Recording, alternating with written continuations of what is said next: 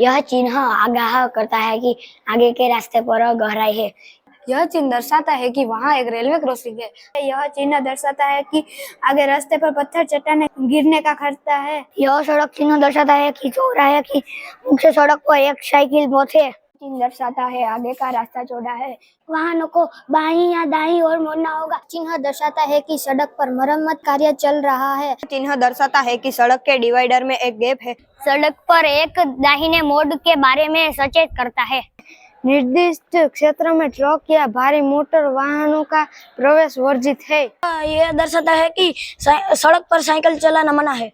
यह चिन्ह ड्राइवर को बाई तरफ टेढ़े मेढ़े रास्ते के में आगाह करता है। चिन्ह दर्शाता है कि यहाँ सभी वाहनों का प्रवेश निषेध है। कि यह सड़क घाट या नदी के किनारे की ओर जा रही है। चिन्ह ड्राइवर को आगाह करता है कि वह वाहन की गति धीमी कर दे। यह चिन्ह आगे की फिसलन भरी स्थितियों को दर्शाता है। सड़क पर एक उभार होता है जो यातायात को धीमा करने के लिए बनाया जाता है। चिन्ह दर्शाता है कि वहाँ सड़क पर पशुओं के भटकते हुए घूमने की बहुत संभावनाएं हैं। चिन्ह दर्शाता है कि वाहन निर्धारित गति में चलाना चाहिए। चिन्ह दर्शाता है कि बाईं दाईं मुड़ने के लिए मोड़ उपलब्ध है।